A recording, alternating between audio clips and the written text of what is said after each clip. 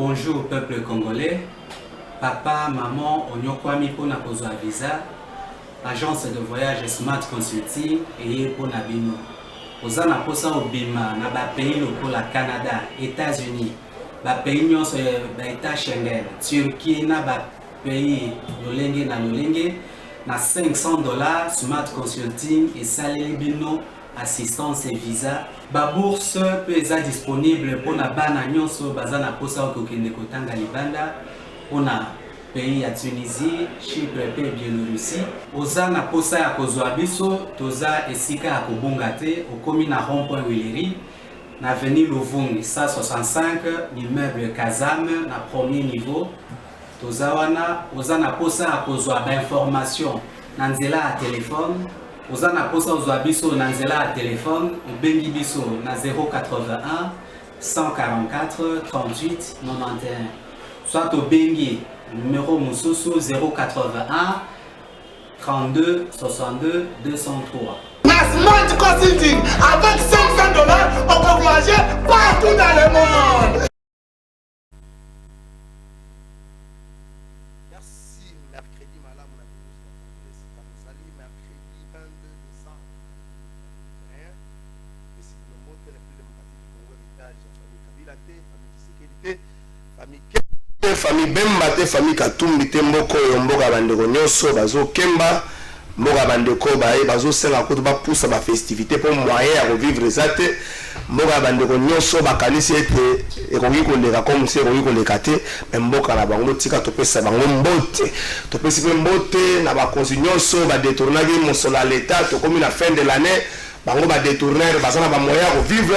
Peuple oyo ba ponaka bango peuple oyo bango ba basala kona kombo na ye azana moyen ko vivre te topesi mbote na ba détourner nyonso topesi mbote na bandeko nyonso ije poloba ki ba pomola ba kesa l'état topesi mbote na bandeko wana topesi mbote na ba congolais nyonso esika bazali topesi mbote na bandeko Goma.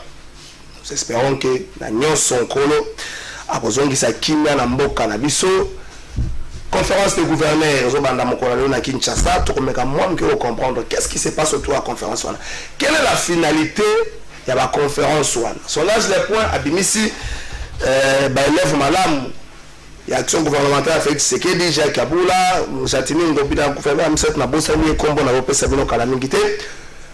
Est-ce que Bazali, élève Malam, ou poète, Bazosala, les Kanisia Mokonza Moka, le peuple d'abord, état des droits, to bazali élève malamu po bazo sunga la calcul politique et ça la avantage à mon compte mboka to meka mam ke ko beteli sola conférence des gouverneurs liée à l'agence à chef de l'état conférence des gouverneurs retrouvant la musique conférence des gouverneurs finalité na ngozali nini to meka mam ke ko beteli sola marche ya bandeko ya CLC pour la rotobondisa rambe bon ça va le gouverneur a fait si yango makasité gouverneur a fait ma capacité donc ba ko sala te na ngongo ba sala déclaration moko on va ko panza na ba média d'espérons que ba ko ba malamu moko ya moko la le niveau assemblée nationale peut ko vendre la yango examen pe intérimaire ya ba membre ya suka o batikala ki pona seni be bande ko poso ba tindi na ba bina kuku na ko batama bande ko ya nouvelle élan ya mwana mboka dafu musitu batinda na ko batama bandeko FCC na tendance na bango Constant Mutamba tindaki Didier Manara atindaki pe na kona lelo ba ko mettre commission ko vendre les kambwana pour ba intégrer ba membre sika donc so ba kotisi ba membre sika o etika les opendikana juste pour ma zonga susu ko revenir na système et ko zala sté mais ya mbona présenter bino ba invité na ya bandeko ndiko pesa ba to kombota ya betelinga masole belé expliquer nga makambo na belé abosani ko pesa nga kombo bazi pende wa pesa nga kombo ndeko kombo na Joe Ilonga Joe Ilonga zape mopanzi sango mazali moko ya bandeko ya libota ya mwana mboka Simon Ikamba ndeko Joe Ilonga ya pesi mbota mbote trésor kala fay mbote ya bandeko nyoso pe ba plateau. OK mise au point na yo oko salango olo bana biso nini tozo yo kayo na bandeko bazana ndako. Mosika na makanisi ya ko influencer décision de justice par rapport à affaire oyo ou expliquer ki malamu mingi lobby.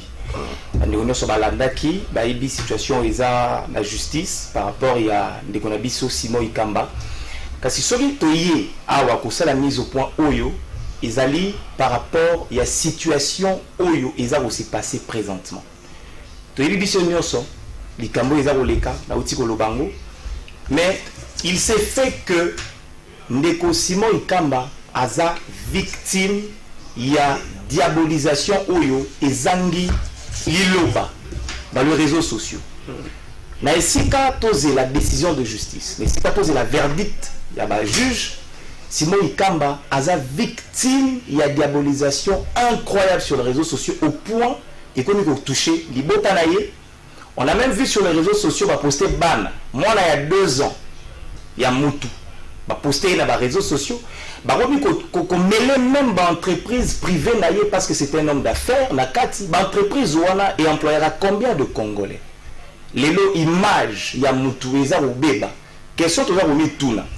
Nani yango amemaka Moutou na l'état pour akende l'état aider à Bomaï. Moutou azalité. Nani Moutou oyo lelo trésor kala fa yamba. C'est mina ngi to kota pesa mingi te na makambo zo salema na nini. Na justice na ngi tika la peut-être na mise au propos makambo ça na justice na simba yango te de peur que bano ba ko influencer za ko sala boto boyi pe to zambano et sala ko sala malamu. Donc biso tozana kosenga bandeko batika campagne ya diabolisation sur les réseaux sociaux. Tozela décision de justice et katalikambo. Totika kokotisa kombo ya parti politique na ye na kati ya makambo ya privé. Totika kokotisa elongi ya bana, totika kokotisa elongi ya mwasi na ye, totika toucher même sa famille biologique na kati. Parce que famille biologique est mise en mal, bana baza traumatisé. Baninga na ye ezala ya libota ezala lisanga na ye ya politique baza traumatisé parce que bandeko moko ba organiser campagne sur les réseaux sociaux en particulier pour na ko ternir l'image na ye. Ce qui lelo justice a kati en faveur ya Simon Ikamba. Est-ce que ba ko réparer image na ye ou lelo bandeko baza ko bebisa? OK. Eza comportement ya malamu te. Il faut to tika yango. Ba entreprise na ye o baza ko salir, eza ko employer plus de 500 Congolais. Ou bazora salaire ou mabota et vivra derrière yango. Bana naye baza bana miki. Ça fait mal. Trésor qu'à la faille de voir un enfant de 2 ans sur les réseaux sociaux pour une affaire où moi na yebi ni de près ni de loin au moins na 2 ans où tu n'as pas malamu kuta ko lobati. Donc mise au point tout numéro tout ça la yango wana tout sengi na bandeko nyonso ou bazo se lancer na campagne de diabolisation batika. Parce que si ça continue comme ça, il y aura également des poursuites judiciaires après. Les avocats, bazar olandela. Bato bazar osalango ba yebani. OK. Bato bazar osalango ba yebani, bilonge yebani. Et puis bazar obombalate. Bazar osalango aux yeux aussi de tout le monde avec l'objectif sûrement d'influencer les décisions de la justice et le robiso to bito osalate. Yango to sengi ouvertement à travers plateau na yo bandeko batika ko ternir image ya monsieur Simon Ikamba. Merci Ndeko Langai, nous espérons que bandeko bayoki otika makambo salama na niveau ya justice n'ezo salama boti ya ko influencer et ça va pour l'un ou pour l'autre boti ya ko influencer justice botika justice ça musala na e en toute indépendance, mais nous espérons que dans makambo n'ezo ko salama ne balobaka la justice va dire les droits. Nous espérons que la justice va réellement dire. La confiance est juste Samboura la par exemple, de Cananenga Kima, mais te présenter ma condoléance na libota ndeko Olivier Mpunga oyo au-delà de tout moto ta vanda ka kanisa kendeko X to Y nenga to tambola boya kufa alanga ntembo moka lobaka moto ya ko boma moto ende ba tel jour que X a kufa mais moto bakenda ko boma ay bakate à part kolonza. Mais merci na passage na yo. Merci mini ndeko. Nzamba ko pesa makasi makamyo se koleka na kimia. 4 invités le long, mais jusque-là, Misatende Bazali, Moko l'État, Koma, bon, bah, tu vois, mouvement citoyen. Tu connais un Timothée le Noir et Fika, on a payé sur Mbota, va toquer na régie. Pardon, merci beaucoup pour l'invitation. Je suis très flatté, une fois de plus, au Kanye Singaï. Je suis d'ailleurs, pardon, la voix est sèche tellement que va ndaguer. T'es grippe, ça va. Qui m'y a gardé depuis ton contact, na introduction na yo et tout. Bon. Na sepeli comme on a prof, tout partager sur ce plateau, évidemment na bandeko, na pesi mbote, na batunyo so bazota la biso. Bon, les dossiers Olivier Mpunga, malgré que ça na cadre ka ya opesa voter. Téléphone à côté la justice, mais c'est une famille que je connais. Sa sœur, c'est une amie à moi. On a étudié ensemble à la Bambilière. J'ai été très choqué. na plateau na yo combien fangana autozui ba menace par rapport au fonctionnement de la police na biso. Pourquoi n'a pas crime contrôle les actes? Pourquoi n'a pas crime, il n'y a pas une manière propre de faire? C'est que je n'ai pas compris. Dans un état de droit, on arrête quelqu'un dans la démarche normale, convocation, mais comment c'est fait? Tu pouvais torturer quelqu'un pour publier une image. Dans un procès, il semble que Moutafunda qui a payé sur $100 pour matraquer bien. Donc, faut de les torturer, lundi, paquet, ok, na 4 déjà, il y a un autre choc, ça veut dire que trop, c'est trop. Il y a quand même une manière propre de bien faire les choses. À tout moment, il y a un parquet général de la République. Référence à Mboka. À moitié. Mais je ne crois pas qu'il n'y a pas de poursuite contre Bajan. Si, ils sont arrêtés. Okay. Normalement, c'est que j'aurais appris. Dans le niveau, il n'y a pas de crime. Là, aujourd'hui, Général Kassonga Limbisa. Général Kassonga, soit il n'a pas la gestion de la troupe. Parce que le crime n'a pas le fumula. Le crime n'a pas de ce qui va simbi que torturer. On dit que les droits de l'homme sont en Mboka. Sur même au niveau national, ministre des droits de l'homme a 5 enquêtes. C'est parce que trop, c'est trop. Moi, je suis du pouvoir, je suis de l'Union sacrée. On doit accompagner la vision du chef de l'État dans le cadre de l'État des droits. C'est pas ça l'État des droits. Il y a torturé mon vie au sud de tout le monde. Depuis quand en République démocratique du Congo, on torture les gens? Ou peut-être que Moutounaza a oublié l'article Moussoussou. Ça a été vraiment injuste. Dossier, moi je pense il faut commencer par la tête. Il faut commencer par inviter les numéros 1 à Pékin. Si les autres qui t'en avaient étape, parce que colonel, je n'ai pas compris. Il faut tenir qui gère réellement Pécrim. Pécrim, entre parenthèses, ils sont des professionnels. Ils ont pour nous retrouver. Mais cette manière sale, impropre, dans un contexte où il y a état de droit, trop c'est trop. Et pour finir, Simon Ikamba, je le connais. La question que je me pose, pourquoi seulement son nom est cité? Pourquoi seulement Olivier Bayebanaki? Signé, moi ça m'a fait mal parce que c'est un grand entrepreneur, un jeune, à la société de gauche à droite, un jeune congolais, mais pourquoi il est cité dans cette affaire? Et heureusement que justice a on ne va pas influencer, mais il faut que les droits soient dits, enfin que en plein 3e millénaire, 21e siècle, l'état des droits, tout ça tombe sur la tête du chef de l'État. Et nous disons non. Merci.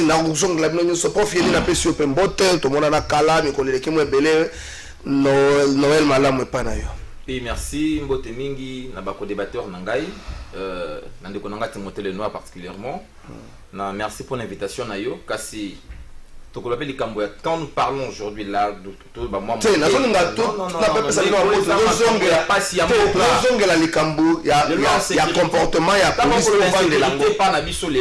en sécurité comme ça ramène même ici le tas de droits ils allaient qu'à façade ils allaient sans contenu parce que tant que tu quoi mais na est va manifester la police a bomi bateau na balle réel tolobi na est même makambo ko le kana kingasani na bakimate ke na ba police ba bengi ba ujana qui tue surtout la ujana na kimate ke ba saka bateau 18h bateau ba koti ba kolala il m'arrive na kepuna na kozonga mais vous avez du mal à circuler à 18h ba ujana ba ko kanga ba ko torturer voire même ba militaire ba otika ba moni parents ba kamati le bosso ba na batikuni nous sommes en pleine ville juste de Kinshasa na kimate ke auquel na kingawa pareil. Donc ce qui se passe, je ne sais pas ce qui Mboko Dalika a gouverné ou pas, parce que nous sentons que apparemment l'autorité de l'État n'y est plus. L'État a perdu pratiquement son sens. L'État est là pour sécuriser la population. L'État est là pour donner juste des solutions aux problèmes de la société. Auto Omona Lelo, ça nous renvoie à dire que Kolobande Kochisekedi, Rojim Naye, ils allaient impliquer. Tant que nous avons comme un vulgaire messieurs, c'est pour nous dire que dans ces pays, on n'a même plus qu'on soigne même par image à bateau. Moteur là qui l'a mis gouverneur, député national en plein mandat.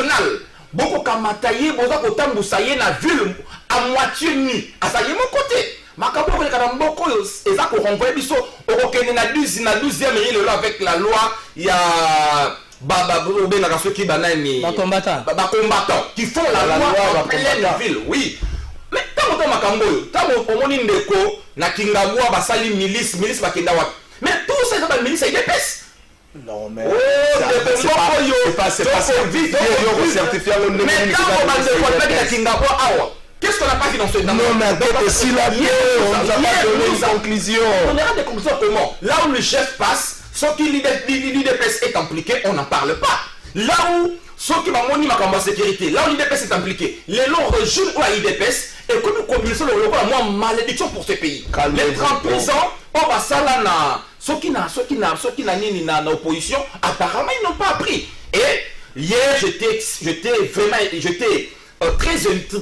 très heureux. Il y a moi, on a travaillé sur le pratique démocratique.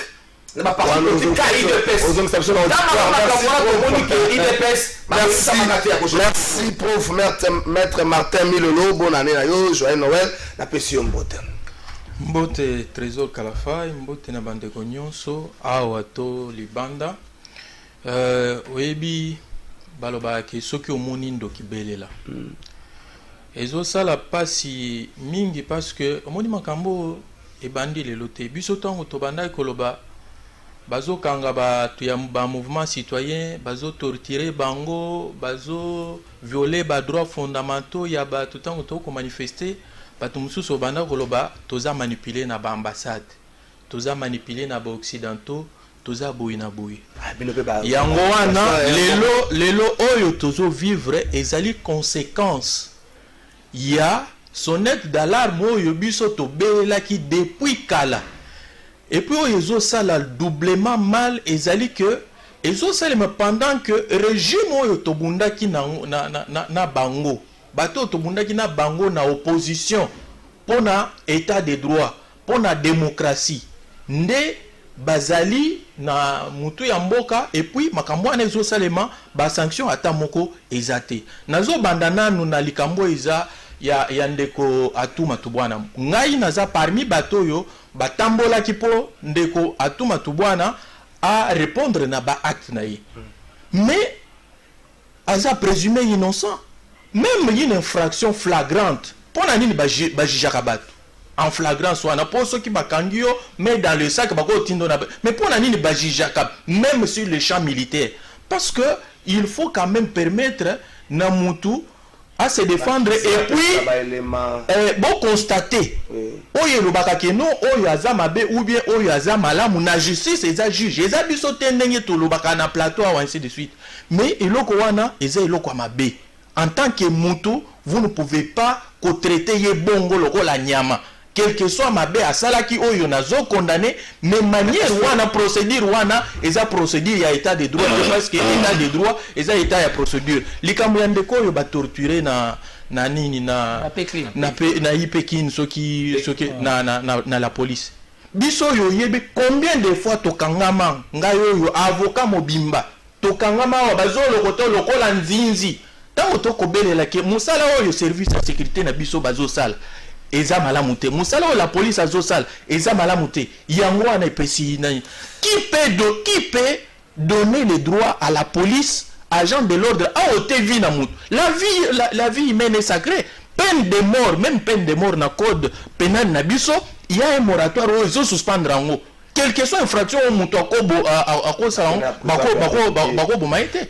donc na eloko wana tosengi que parce que toyebi ba mascara ezalaki belé bakobimisa ba vrai responsable batikali nini ba sacrifier moi que nous suivons ça de très près ba mususu tolingi koloba mingi te parce que ekoma neti kaka makelele ya mbula et puis après mbula ainsi de suite tozolandela eloko wana pas à pas justice militaire eyeba ke peuple congolais azotala libanda mboka pe bato bazotala soki justice ya malamu esalemi te bayebisa bino mpona nini babomaki ndeko wana omona makambo ekosama na bon c'est là tout nous a pour na bino nyonso le temps libéré ndeko na ngajo nazwa docteur Isango est-ce que peuple a complicité ya ba bavure policière na mboka na biso motuna na tuna bino nyonso biso nyonso to heureusement juriste azala ba juriste bazami balata ko Timothée Noir aboya ne ko porter serment comprenant que via monsieur le président za moi passe est-ce que peuple a complicité na ba bavure policière to vandi na Kinshasa nazo lobate na Beni nazo bana siège ya ba institution to vandi na Kinshasa le général Kasongo à qui je dois beaucoup de respect aleki na média moko à lobby ko arracher plaque ya motu eza infraction te. Na mona officiel mon côté. Na mona ministre ya intérieur te. Na mona patron ya la police te. Na mona qui soit interpellé que monsieur ça infraction. Tant population pas yoka les cambona mboke tonda na ba justice so ko na faculté droit les bana ba bimaka chaque fois en académique ko zo liboma. Mais na mona ba tout ko telema na balabala ko université générale ka songa na bureau na te. Makamolobe za infraction. Kaka na phrase wana boyebi conséquence na bona nzela ndenge nesala mamungu tambola na mutu kana njaza soki okuta na roulage yoka pesa sota ko plaque tous les éléments na régie comme ça nous sans répondre alva pesa biso élément. C'était une mobilisation réussie pour Moïse Katumbi. Son grand oral à la place de la Poste a été suivi par plusieurs boyomés qui fondent leur espoir en lui. Et tout d'abord, sa volonté à améliorer les conditions de vie de la population de Kisangani. Minasema munenyacha na ndeni munene sana. Tunasikilizana. Mateso yote magumu souffrance ni Kisangani. Haina vile. Kisangani inateswa kabisa. Moïse Katumbi dit être dans l'union sacrée, pas pour cautionner les antivaleurs. Président de la République alilombaka sa mkini aendelee mbele. Haina vile. Ulipendaka tubloke mugini. Ulipendaka tubloke mugini. Uliata bloke mugini ni shetani. Haina vile. Mimi natafutaka bonheur ya peuple congolais. Haina vile. Tunasikilizana. Mais haina sema niko mwinyo sacré mistasema vile abiendeke. Tunasikilizana. Le président de Ensemble pour la République.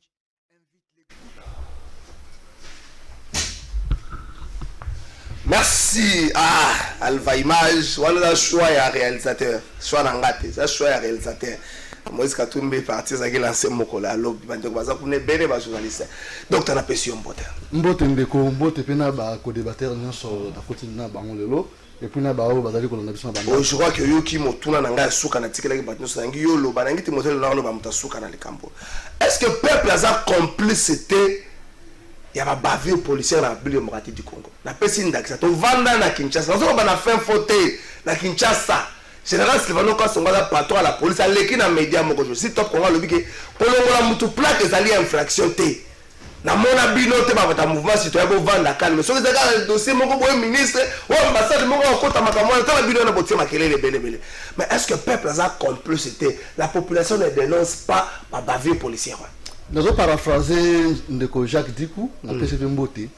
Na PCV Mbote doit tourner émission il y a un petit souci d'électricité.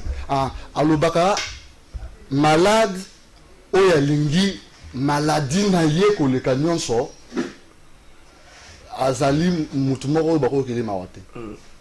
Peuple congolais a effectivement complice na o azali ko vivre lelo. Na évité lobby eleki bato ebele bakondanaki attitude ya mabe ya la police ou bavure policière banaki kosalemana bato kokufa. Malheureusement lelo oyo tobandi komona yango normal à telle enseigne que soki olingi oloba likambo contre la police to bavure mosusu les gens ont tendance ya koloba ete ozali kolobela régime ya en place na be. Et pourtant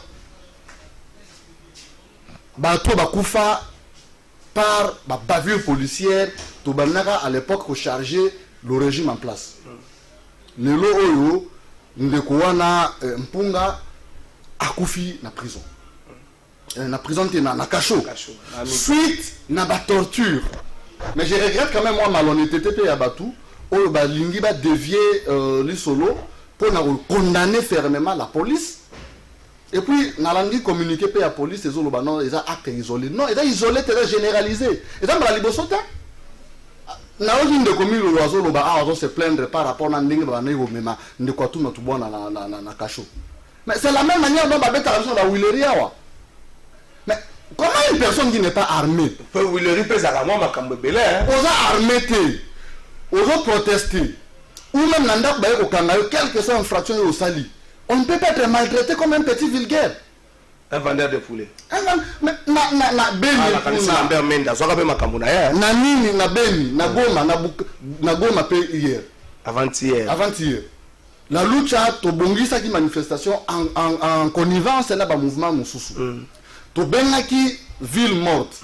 Mais qu'est-ce qui s'est passé? Vous êtes. Ce qui s'est passé, la police abimi Nanzela, Yemoko, a retiré pour nous na batou parce qu'il y avait effectivement Babado, tout ça, qui était dans la rue pour nous observer. Ce qui ville morte est corrigé ou pas.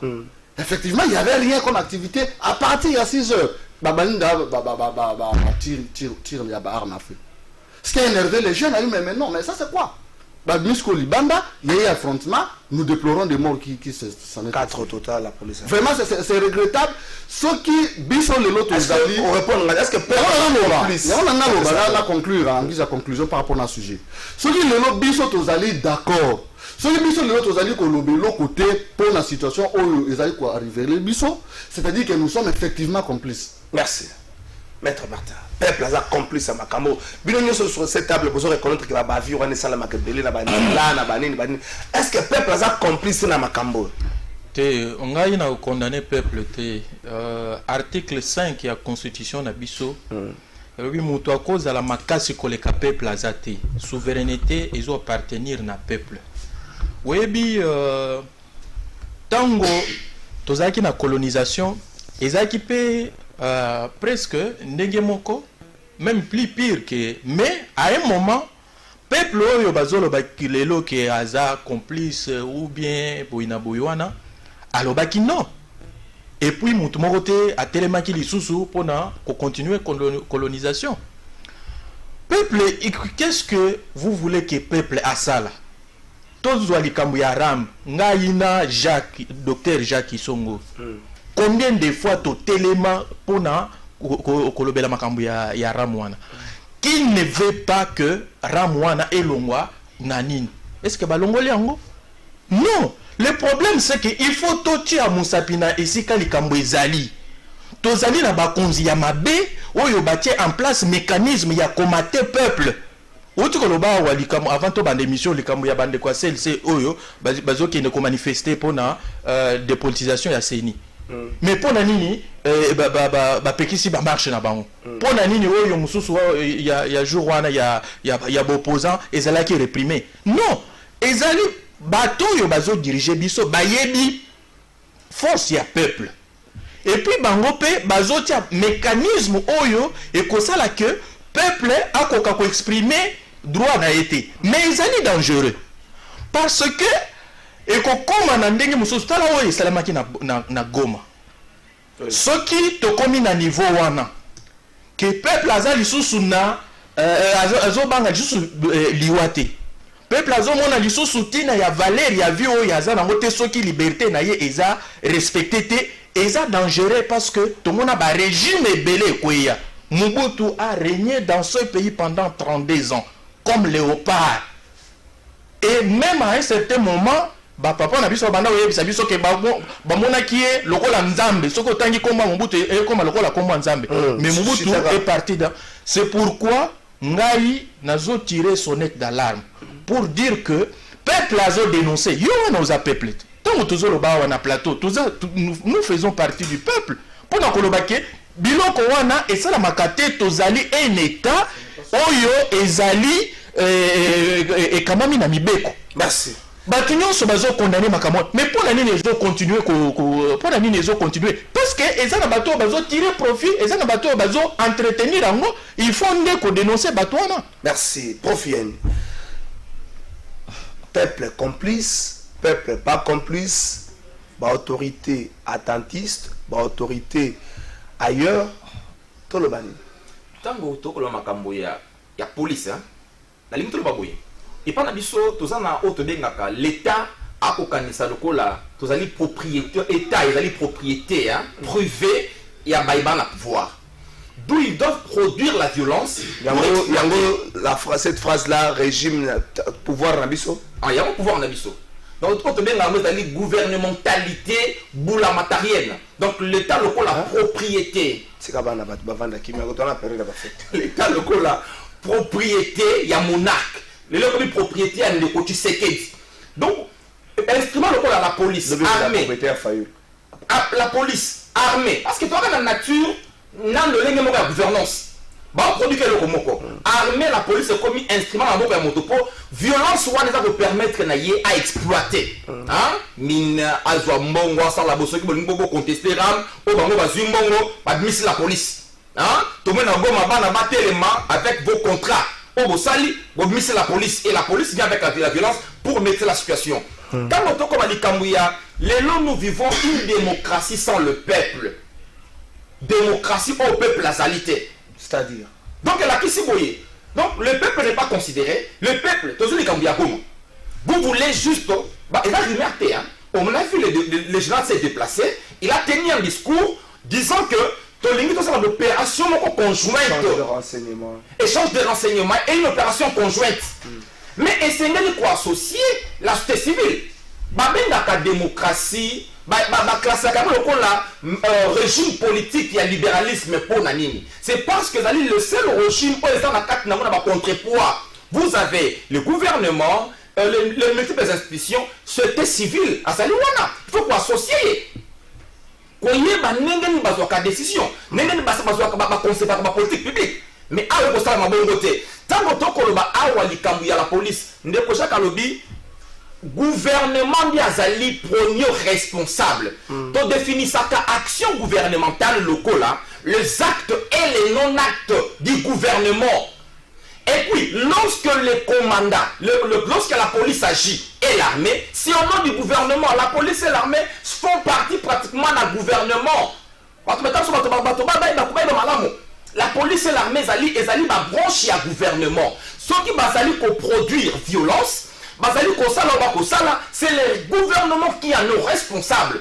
Hier, nous avons pointé du doigt Justin Ndeko Kabila, qui on a traité, surtout dans Madame Bakana, vous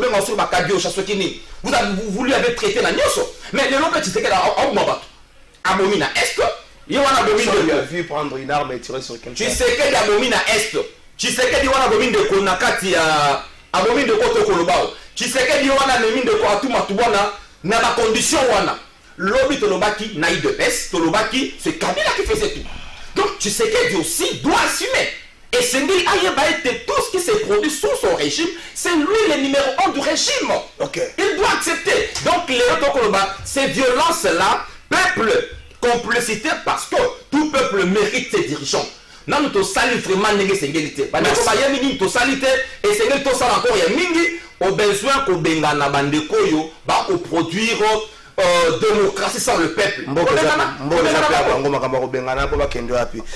Timothée Lenoir, tout peuple mérite ses dirigeants.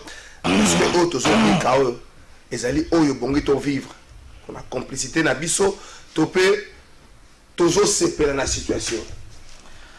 Bon, je suis vu dans les réseaux sociaux, na Goma, ma maman m'a bêté ma sas dans mon Congo. Azaïna moi na bébé, moi na bébé à Koufi sur place.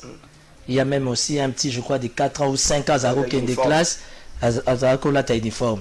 Finalement, je comprends que la maladie, il y a police en République démocratique du Congo, et ça, on a tous les 4 quoi.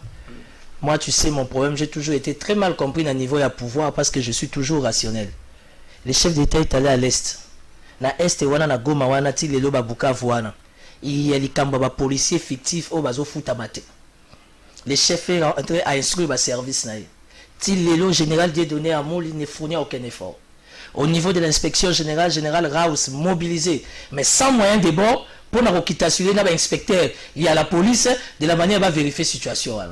Nous sommes le seul pays dans le Grand Lac. Vérifiez bien. Soldats aura prime, pardon, soldats aura dotation, ration à soldat comme un cauchemar, salaire à soldat coûte ça, il faut qu'on ta retraite. C'est malheureux pour la police à Kinshasa. Police à Kinshasa, je suis très mal compris. On m'appelle pour me dire que non, yo kanisini to la kisao, liwa ezanzela mutunios. To mona ba général ya makasi na mboka oyo. O kutu bakufaki sous les drapeaux parce qu'ils ont défendu la République. Donc biso bana Kinshasa, biso bana Mobutu a déjà puis oban samutute. Il y a un désordre bien organisé na Pékin. Combien de fois j'ai parlé de la situation de Pékin? Est-ce qu'à la présidence on voit ou bien on voit pas? Le bureau du conseiller spécial Papa François Béat, il voit ou bien il ne voit pas? Le chef d'état-major général est privé, chargé de sécurité à Fati, il voit ou bien il ne voit pas?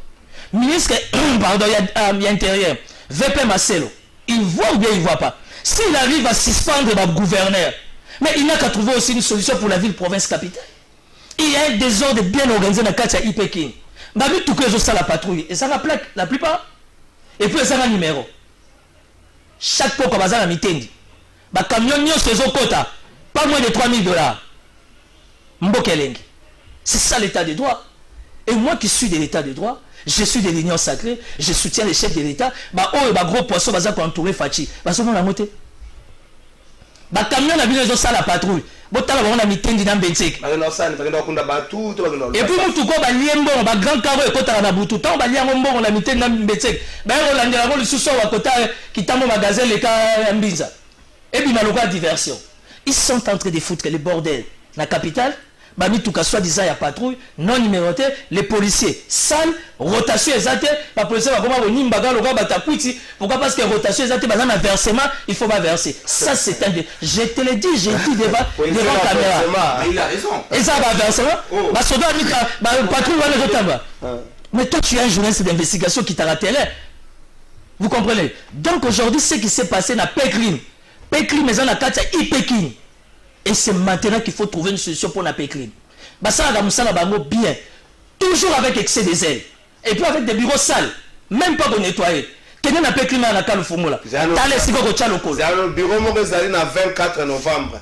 Soko lungi sozo uti bandalo zo kende vele avoko mana mur ya ma prison makala na gauche. Bureau Morizali ba kone yango na mur ya hôpital la bateau. Siko za ya bateau la tuni au président a pour ko vendre mutata pour auditionner hasinga papa na sala bonne ba pesinge le côté. Je vais citer pour dire ce qui se passe dans le dossier Olivier Mpunga. Il y a un responsable, je l'ai dit devant la caméra. C'est le général Ekouli à l'auditeur général. Oh. Nous, la République, on les regarde. Non. Je n'ai pas fini la logique. Co-responsabiliser. Si. Si logique, ce n'est pas Kasson. Parce que j'ai l'impression que les généraux Kasson, on n'arrive pas à les gérer. Alors, nous, étant politiques, moi, je suis du pouvoir. Au nom du pouvoir, au nom du chef de l'État, responsable de Makambo Olivier Mpunga, et ça, général Ekouli à l'auditorat général. Parce que nous qu'on a lobby, ceux qui te montrent clarté, na procès en auditorat général, on va tirer sur l'auditorat général. Quand on fait la politique, merci. Donc général Ikoulia, veillez à instruire avec tous les respects, procès en Mpunga. Nous suivons ça, nous, politiques de près, sans émotion. Parce qu'il faut redorer l'image de la politique du chef de l'État. Ceux qui ont donné le dossier, le petit flou, on va tirer sur l'auditorat général. Merci. Je ne sais pas, depuis le dimanche, il est le silence radio. On donne l'ordre de tirer sur une délégation, la tête d'un ministre, avec des députés. Silence radio, parce que. C'est un Belge. Patron, ceux qui ont Texafa, vous avez Texafrique à Nakala. Il y a des députés, Zokaki, ministre Yemogo, intervenu pour combattre les ministres sous l'émotion. Donc, ils ne s'attendaient pas à dire que sa garde n'a pas répliqué, sa garde a répliqué. Les paisibles sont qu'est-ce qui justifie ce silence 3 jours après? On a tiré sur un ministre d'État avec des députés. Avec une délégation de députés nationaux élus de Kinshasa. Sans oublier les journalistes. C'est là. Ok, merci beaucoup Ndeko. Justement, ils ont dit que ça vacillement à la politique. Nous avons toujours dans quand il parle parce que c'est un homme rationnel, sans émotion. Azali copier sa cartographie générale, il y a pouvoir en place où lui fait où il y a la partie parce que il est membre de l'Union sacrée. Et franchement, sans conflater Ndeko, félicitations et continue comme ça, bien que Barobundiso ma casse na kat. Et donc là, ça justement inefficacité, il y a pouvoir Nabiso. Parce que ce qui s'est passé, je ne m'imagine un seul instant, Namboka Yabapaya, un Congolais, riche qu'il soit, à instruire Bagarre de Naïe, va tirer sur un ministre national en fonction. C'est extrêmement avec une délégation grave, na ordre de mission. Mais ça ne peut se faire qu'au Congo. Non seulement ça ne peut se faire qu'au Congo, mais aussi son silence ne peut être qu'au Congo. Il y a quelqu'un qui me disait, non mon cher, est-ce que tu peux m'expliquer le Congo, c'est comment là-bas? Il n'est pas d'ici. Je lui ai dit, mon cher, si quelqu'un arrive à t'expliquer le Congo et tu comprends ce qu'il ne t'a pas expliqué. Ok, non, moi je peux expliquer le Congo, comprendre. Non, comprendre. Parce que c'est ça la définition du Congo en fait. Le Congo, on ne peut pas comprendre le Congo comme ça. Donc, parce que c'est inimaginable. Donc j'ai envie de là. Donc là, il y a le Batibia. Ok, bon, est-ce qu'il ne peut pas y avoir de responsabilité dans les Cambouana? L'explication est claire. On a tout mis député, honorable Loki, quand je t'appelle, c'est ma casse à Zora qui dans le bon, va sourire dans le bon. On a tout mis bango. Ordre Pessameli, Besta Massassi, Bayebe Bakangi Batouana. Mais jusque-là, silence radio. L'ordre est venu de quelque part. On parle d'un sujet belge, patron, ceux qui ont Texafa, vous avez Texafrique en Akala. Mais jusque-là, silence radio. Comment il constate la dossier Olivier Mpunga? Olivier Mpunga a un déconabis. Mais mon temps, parce que Ordre Pessamassa, c'est pas ministre, c'est pas député. Un déconabis au thé, qu'on se le dise. Je ne veux pas ici, dans le séparatisme, mais à bongo. Ok, bon, ngai na okende au-delà il y a question na yo. Naza content que toujours ça l'émission pendant que conférence ya ba gouverneur. Toujours comme on a dit ezo salema na koyebisa yo pourquoi na évoqué yango. Ngana ko bango conférence ya ba gouverneur te conférence ya ba intérimaire. Parce que ba gouverneur nyonso bazaki élu ya ba toujours comme ça va cartouche. Et puis ça c'est de 1. De 2, je suis content que toujours ça l'émission pendant que le chef de l'État annonçait finalement qu'il va faire une tournée dans l'intérieur Yamboka. Pourquoi na bandi na biloko nyonso wana? Parce que le président public a préoccupé pour redorer l'image Yamboka na biso libanda, alors que na kati il y a un ça ne va pas. Na kati rien ne marche. Absolument rien ne marche. Tant que police, ezali sous tutelle, il y a quel ministre? Avant qu'on ait battu Sowana, le ministre qui a été attaqué, parce qu'on peut l'appeler une tentative d'assassinat ou de meurtre. Azali na gouvernement mokona ministre assez le ministre ya intérieur. Silence radio. Mbogeleng. Ministre oyo azaki na iloko wana azo faire partie na union sacrée ya bandeko na ngai na sepeli na maloba na ye biso nyonso tozo kumisa par rapport ya raisonnement rationnel. Mais qu'est-ce que nous avons entendu et na niveau ya Assemblée nationale, parce qu'il y avait des députés qui étaient là avec un ordre de mission. Na niveau ya gouvernement, parce que ces membres du gouvernement, il faut le premier ministre Baye Bisabiso, il faut na niveau ya présidence et ya public Toyoka quelque chose, parce que c'est un membre de l'exécutif en mission et le chef de l'exécutif est Zali président en public. C'est pour vous dire que le mal Mabé est très profond. Problème nanga na volobate que Congo toko comprendre en côté. Non, c'est simple à comprendre Congo. Problème il y a Congo, ezali batu. Ezali batu oyo bazali en déphasage na mibeko, parce que mboka ekambamaka na mibeko yango wana babengi état de droit. Soki mibeko ezali kolo ya batu nyonso, mutu nyonso azotambola na alima, soki na recrutement ba oyo bazo recruter ba policier balandi mibeko tokozwa bakulu na te na la police. Soki oyo bazo pesa mabele les affaires foncières pour ceux qui ont tali bien beljoana, il faut zalana poche ya quelqu'un qui est très puissant, qui est très puissant, oyo akoki ko se permettre. Vous imaginez un Congolais na Belgique, na France, na États-Unis après ce ordre na police belge. Et puis même il y a notre constitution qui dit l'ordre mal donné ne peut être exécuté. Merci maître. Est-ce que est-ce qu'on a un Congolais même en Rwanda, même en Burundi après ça ordre bakende ko malmener, bakende ko attaquer un ministre en fonction? Cette histoire là doit être à la base même d'une crise diplomatique. S'il faut couper la relation à Belgique, il faut occuper parce qu'on ne peut pas avoir des électrons libres sur notre sol. Ceux qui sont commis insécurisés et pas Nabiso, Nabato Yobaye, Toyambi Bango, et on ne sait pas, on n'est pas sûr que, dans une situation irrégulière, où il y a Rosalanambo Nabiso. Il ne faut pas qu'on réveille Biloko Yo, et ça n'a qu'à Tiabatou parce que Congo est comment faire Moutounyoso à cause de Profiez-nous cette situation. Silence radio. Et là, on les a justifiés. Est-ce que le Premier ministre est là? Le ministre, c'est le ministre des ITP. Est-ce que le Premier ministre est là? Est-ce que Sama Lukonde allait à... Enfin, je l'ai utilisé l'expression, mais c'est propriété pour la télévision. Est-ce que Sama Lukonde a des nerfs solides pour ses gouvernements? Oui, puis, on a vu définition en déco. Moi, la définition en déco, Congo est sans définition. Parce que quand on dit lobby Awa, il y a un définir Congo. Parce que, comment imaginez-vous, cela nous ramène pratiquement à la question et à la remise en question et à la souveraineté Nabiso. Aujourd'hui, notre souveraineté est bradée. Chance à Mondele en Afrique. Mondele à Zoba Zalakate. C'est un économique. Donc, un opérateur économique, il est protégé par sa nation et sa nation est supérieure à Oyabiso. Toto Sakabango, dans Ouassali, le gouvernement étant inféodé, ne peut pas se prononcer là-dessus. Donc, et puis, tant que Makambo Yandeko Sama Lukonde, mais vous avez eu, le tableau a été déjà peint par le chef de l'État. Dans le discours, il a reconnu que Ngaï Moto na Telemiao, na gouvernement n'a été échoué.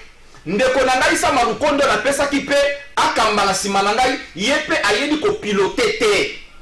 Projet. Maintenant, le pilotage, le président de quoi, le chef de l'État a pointé qui ne savait pas Yassama. Nengesama Vanda Kiwana en toute conscience. Aïba qui a le loi et Ingelindai. Mokoziambo Kalobi, Samba Moto, problème ya Kinshasa, problème à Congo, Yene Moto a causé l'action et mon anate. A Bossani était Yende Mota président, les cadres stratégiques de l'action gouvernementale qui est pratiquement les conseils des ministres.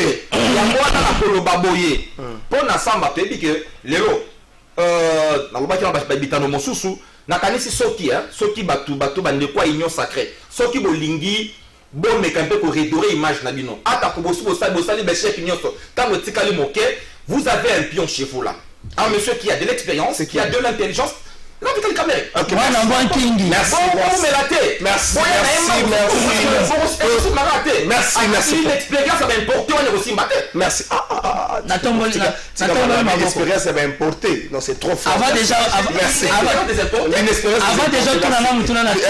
Timothée Lenoir. Qu'est-ce qui justifie ce silence? Est-ce que ça m'a l'expression est bon, mais l'expression va m'amener n'a pas couloir à musique, n'a pas couloir à sport, mais je peux pas utiliser sur un plateau. Est-ce que ça m'a le corps des nerfs solides pour ce gouvernement? Et pourquoi ce silence? Pourquoi il n'y a pas de sanction? Pourquoi le précité n'est pas interpellé jusqu'aujourd'hui? Prof Yeni a Pessingaï centre. Étant Lionel Messi, j'ai plus le choix. Je dois marquer. Je dois marquer. On a Gouma Batelemi. On a Bukavu Batelemi. Tina Kisangani et Sika Katumbi Aza héros donné changer. Et Tikalika Ramoko. Le sauveur, il y a pouvoir, il y a l'union sacrée. On l'appelle Mwana Mwankingi. Les pacificateurs par excellence. Il n'y a pas d'eux. Vital Kamerhe reste unique à son genre. Vital Kamerhe en fonction, il descendra à Goma. Et il va éteindre les feux. Vital Kamerhe en fonction, il descendra à Bukavu. Vital Kamerhe en fonction, à Bokendata Tina Yipeki Noara. À quel angle? Si c'est un homme d'État. Vital Kamerhe ne va pas se gêner à aller chez Fayulu. D'ailleurs, c'est son ami. Vital Kamerhe ne va pas se gêner à aller chez Dodo Kamba.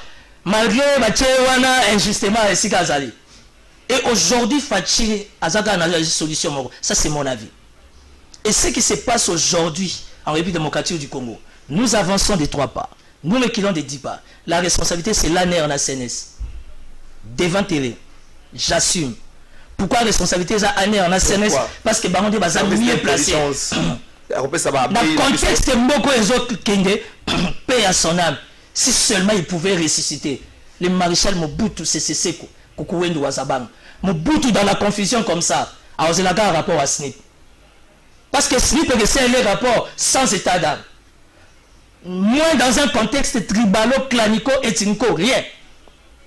Année en CNS, ça la commission conjointe, va proposer à chef d'État une note technique. Il y a une urgence qui s'impose pour sauver la République démocratique du Congo. C'est Vital Kamerhe. Et c'est maintenant. C'est pas fini. Les pays dans les chaos total et les pays dans les comas. Mais il y a un médecin qui est généraliste à son niveau. Parce qu'il y a des généralistes et généralistes. Je ne vais pas parler de Sama Lukonde. Essoufflé déjà, noyé déjà, ça c'est déjà visible. Parce que s'il y a un homme malheureux, l'adresse, il y a chef de l'État, ça qui est dans le Congrès, c'est Sama Lukonde. Fatia Betake ma bé. Fatia Betake ma dit ça va betala. Mais avec beaucoup de diplomatie. Mais seulement je m'attendais. Et que dans les 48 heures, 72 heures, Biloka China Rambo, autrement dit Mukamate, Mbalamoro gouvernement Sikinga Robima. Mais rien n'est perdu. Je demande à nos deux meilleurs services de sécurité d'intelligence de proposer une note technique au chef de l'État pour sauver l'union sacrée, pour sauver l'état des droits, pour sauver la mémoire des papiers de le peuple d'abord, pour sauver l'individu Fatia en tant que chef de l'État. Vital Kamerhe doit entrer en jeu. Vital Kamerhe doit le voir à Coco Swing, il y a 1+4. Quand Coco Swing entre en jeu, personne ne va tirer. Merci. Voilà. Timothée Lenoir, reste égal à lui-même. Coco Swing, bana. Mikolo ya Paris foot ba yebi Coco Swing te. Ah, Coco Swing. Ezalaka moi lolenge moko. To subissé.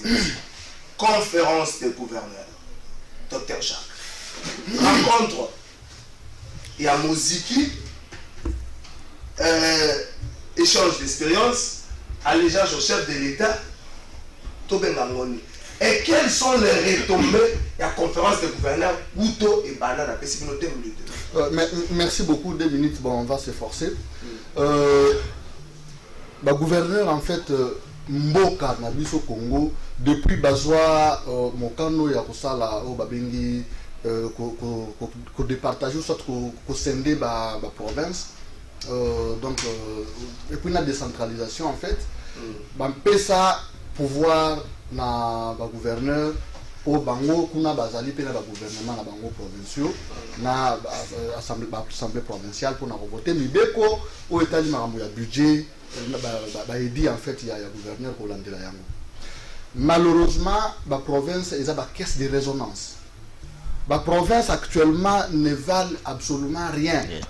Et d'ailleurs maître Martin Aouti Koloba yango, est-ce qu'on a des gouverneurs où nous avons des fanfarons, pour ne pas dire de petits fanfarons, qui sont en train de déambuler entre les provinces et la capitale pour venir faire allégeance de la ministre intérieure, qui font des deals, qui font de la corruption, la monnaie courante, qui hypothèquent l'avenir de la province. Qu'est-ce qu'on n'a pas dit ici dans le plateau Nabini? Tout le monde qui ont corrompu la ministre et tout ça, pensant qu'il devait s'éterniser. Bobo aujourd'hui à Mbandaka, là-bas dans l'Équateur, qui s'éternise et qui se prend pour le tout-puissant, pourtant déjà démis de ses fonctions par l'Assemblée provinciale, dûment convoquée et statuée. Donc, inadmissible et inacceptable. Et responsable numéro 1, de tout ça, chef, qui nomme président Tshisekedi azana problème ya munene ya suivre action nae ou directive nae. C'est lui effectivement il a présidé conseil de en fait ni ba gouverneur voilà na les retombées mais il y aura rien dès lors que ces gouverneurs n'auront jamais une main libre. Ils ont tout de même lié à la politique, soit la famille présidentielle, soit le ministère intérieur, ou le ministre, soit comment on les appelle, la province, il n'y aura rien. On ne peut rien attendre de tout ça. En dehors, on va dilapider pour l'hôtel à Minemi. Merci. On ne peut rien attendre. Maître Martin. Ouais, ok, bon, je suis... oui, naza vraiment malheureux Yakoloba Likambouana en tant que juriste et constitutionnaliste aussi en formation, parce que article 200, il y a constitution Nabiso, ils ont institué conférence des gouverneurs. Ce que c'est une instance de consultation. Et puis constitution a imposé qu'au moins, chaque année, il faut seulement pendant 2 ans. Et pendant 2 fois. Mais depuis tout un régime Nabiso est en place. Conférence des gouverneurs a seulement combien de fois? Déjà la première chose c'est que ESA conférence Moko pour qu'il n'y aura pas de retombées parce que ESA déjà conférence Moko ESA ils ont convoqué un retard ma casse. Et puis, quels sont les animateurs? On appelle conférence des gouverneurs, pas des intérimaires. En droit, un intérimaire a limité na kosala makambo moko boye parce qu'il gère les affaires jusqu'à ce que celui qui a le plein pouvoir azala élu. Batunyo so ba convoqué wana. Moi, na sali travail moko sur la décentralisation. Na mboka na biso na ba province nyonso province oyo eza stable ezate. Ba chef exécutif nyonso balongola bango. Et puis ndenge zawana c'est juste politique ya Kinshasa. Oyo eza ko se dissimuler na ba province. Mais je ne sais pas pour nani crise ezali entretenue na ba province et ko profiter na nani. Voilà pourquoi biso to sengi que il faut réellement état de droit et la respecter. Pour ceux qui sont mibeko eza respecter, on ne peut pas avoir des gouverneurs en fonction de ça la rapport na ministre de l'Intérieur. C'est incompréhensible. Un chef de l'exécutif, je vais chuter par là, nous avons dans notre constitution une forme de l'État qui s'appelle État régional ou régionalisme constitutionnel. Tous en a pouvoir central, tous en a pouvoir pouvoir provincial, tous en a pas ETD. Chaque niveau est un exécutif nango. Gouverneur aza chef exécutif ya entité na ye. Aza na problème te ya koyo ko sala rapport na ni. Jantini ngobila yango to belela pendant longtemps que lokola ye azwa Godin pour une assemblée provinciale a tia bango na poche moyen ya koloba eza akotonga marché na rail kaka ndenge alingi akokanga nakanisi ezali cadre stratégique d'abord pour la harmonisation à ma vie pour le développement mais en réalité c'est gouverneur intérimaire. C'est gouverneur qui oublie que on a un régionalisme politique et c'est là qui base à la vraiment la large autonomie.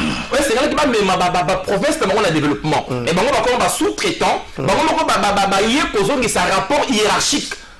Il faut poser la tête juridiquement, ça pose problème. Mais tant que lobby sondage de points on de Kiabula Ngobila deuxième.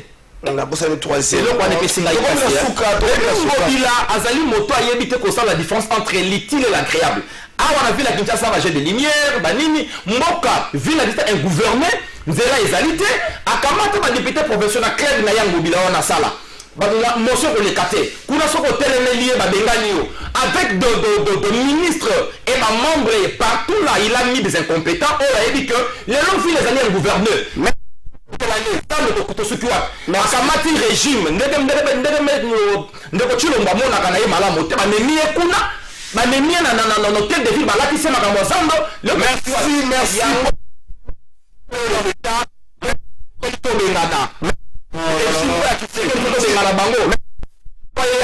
bakoki mambango atonga pe ekinga kati. S'il vous plaît.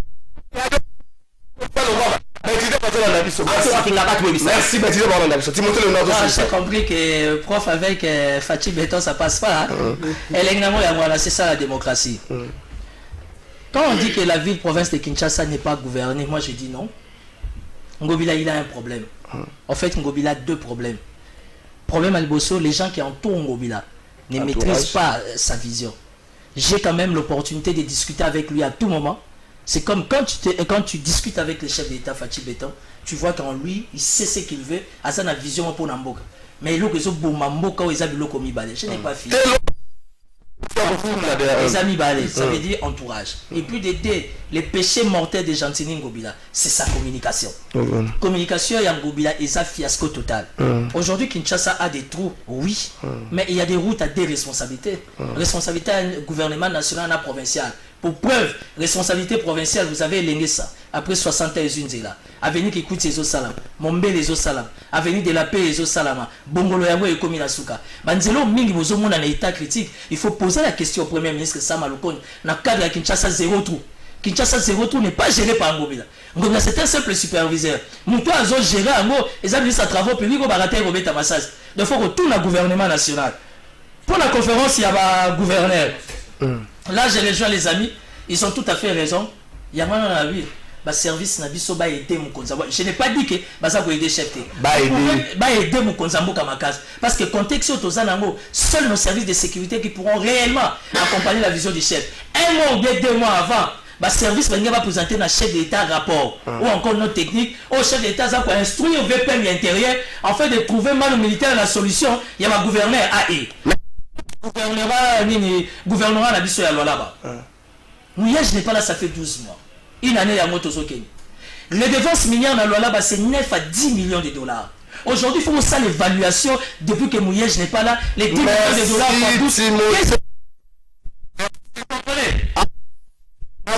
par 12 mais bon anniversaire André Makela moko ya plateau de vérité, bon anniversaire na botama mokona lelo André to kolukela yo cadeau mais na comprendre merci ngo me la rano ba boisson dans l'alcool bon to ke to la funda moto